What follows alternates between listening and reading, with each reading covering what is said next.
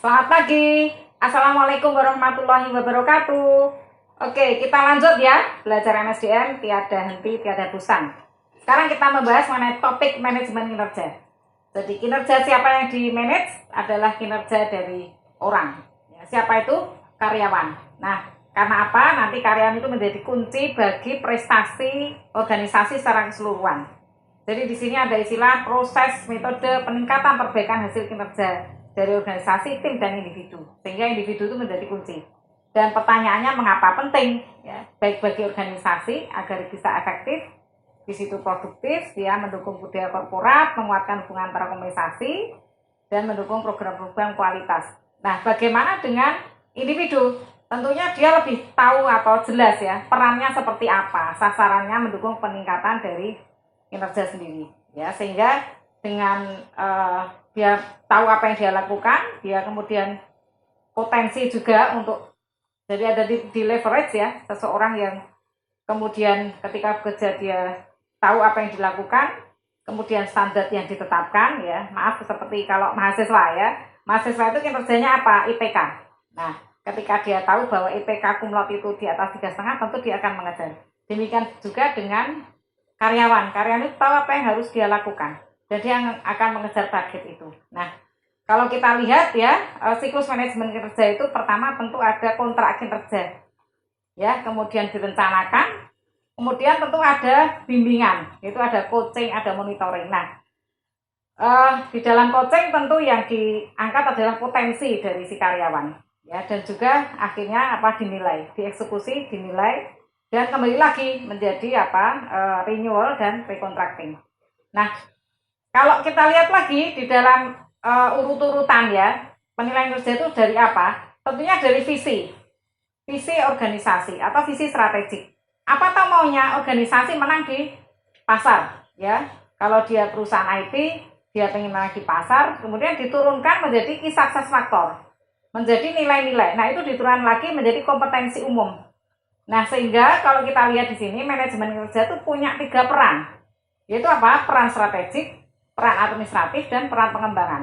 Yang menarik, yang sering diperhatikan adalah hanya peran administratif, di mana dari penilaian kerja ini digunakan untuk dasar memberikan kebijakan atau dasar mengambil kebijakan kompensasi dan alokasi SDM. Maksudnya apa? Maksudnya ketika seseorang dipromosikan, kenapa dia dipromosikan? Karena punya prestasi yang baik. Ya, kadang-kadang dia menjadi star rising, lalu digadang-gadang, di kader dia menjadi seorang pemimpin. Nah, ini menjadi peran administratif. Tapi yang menarik lagi yang dilupakan adalah peran strategi kadang-kadang di sini. Ya, jadi ketika penilaian kerja ini ya satu kata kunci tadi, misalnya menang di persaingan. Ya, lalu bagaimana sih manajemen SDM mengarahkan ya kinerja karyawan ini untuk pencapaian tujuan organisasi. Jadi misalnya mohon maaf kalau saya mengiter pada salah satu perusahaan asuransi, ya kinerja si agennya ya ketika dia bisa mengclosing beberapa polis ya, tentunya itu akan kemudian mengimplementasi strateginya untuk tumbuh dan berkembang ya. Jadi benar-benar kemudian kinerja si karyawan ini mendukung ya pencapaian strategi dari perusahaan secara keseluruhan. Nah, yang ketiga yang juga sering dilupakan adalah pengembangan. Karena apa? Kinerja seorang karyawan ini kadang tidak sesuai dengan apa yang diharapkan. Sehingga apa? Terjadi kesenjangan ya. Karena terjadi kesenjangan lalu menjadi masukan bagi bagian training and development, maaf bukan R&D tapi training and development, sehingga menjadi solusi di situ. Nah, tentunya ini langkah-langkah ya, jadi harus ada misi tentunya, lalu dipahami ya seperti Anda ketika kuliah, saya berikan silabus, di situ ada kriteria kalau nilainya A itu dari mana, kemudian apa yang harus Anda lakukan di kelas ya, termasuk ada ujian midterm, ujian akhir, ada kuis, ada tugas, ada presentasi. Nah ini kan kita jadi paham ya apa dan Anda setuju ya, karena biasanya di awal kuliah saya akan mengatakan setuju kan dengan apa yang akan kita lakukan. Nah, saya menilai Anda, saya memberikan feedback tentunya. Nah, kriteria yang lain, maaf, kinerja ini punya latar belakang ya, bahwa terjadinya yang namanya sistem merit ya. Jadi ada kenaikan gaji berdasarkan prestasi. Kemudian juga ada MBO. ada performance appraisal. Nah, eh, ini ada pertanyaan-pertanyaan yang bisa kita jawab di situ ya. Pertanyaan adalah, apakah sesuai tidak tadi peran strategik?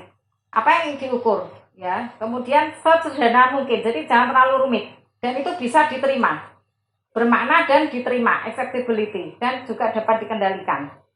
Ya, nah tadi proses perencanaan ya secara jelas ada di slide ini.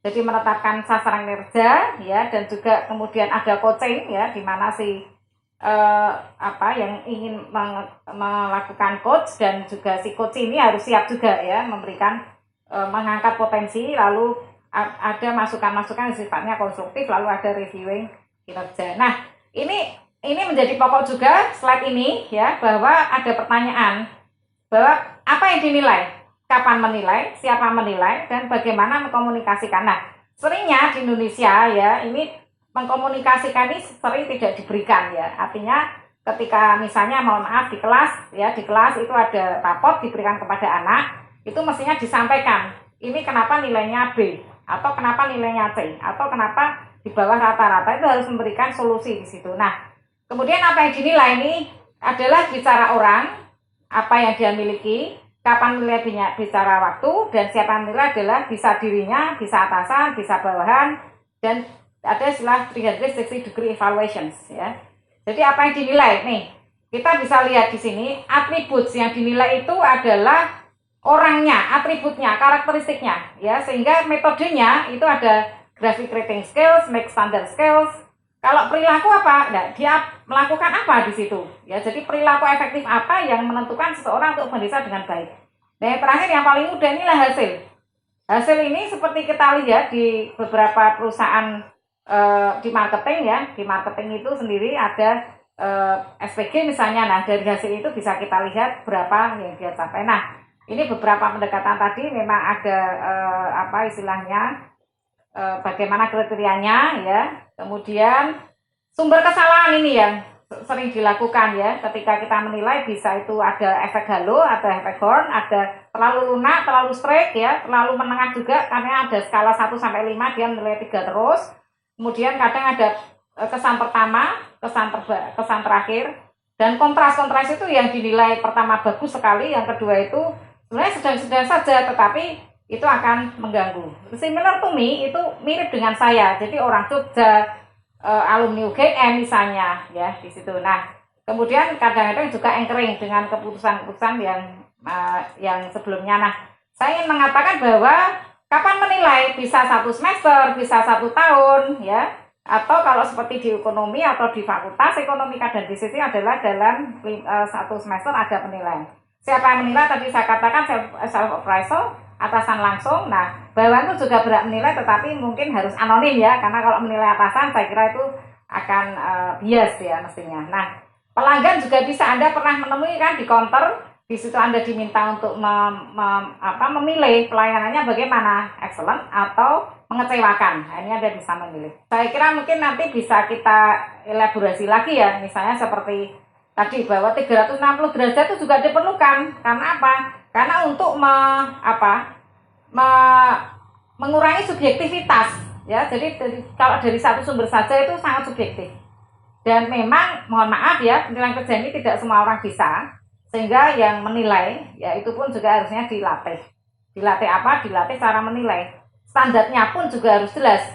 Karena kadang-kadang ya mohon maaf, kita menilai itu ingatnya peristiwa yang terakhir. Ya ini makanya tadi ada beberapa bias yang harus diatasi ya. Bias-bias ini ya termasuk resensi efek. Itu biasanya orang mengingat-ingat itu mengingat peristiwa terakhir yang mungkin buruk. Padahal mungkin ya dalam masa penilaian Januari sampai dengan Desember itu bagus, Januari sampai Oktober bagus, tapi November Desember itu ternyata dia ada kesalahan. Nah, itu yang biasanya diingat adalah peristiwa yang terakhir. Makanya perlu ada catatan ya, harus dicatat seperti kembali lagi tadi ini ya, dan juga kembalikan lagi peran kita apa sih ya di sini.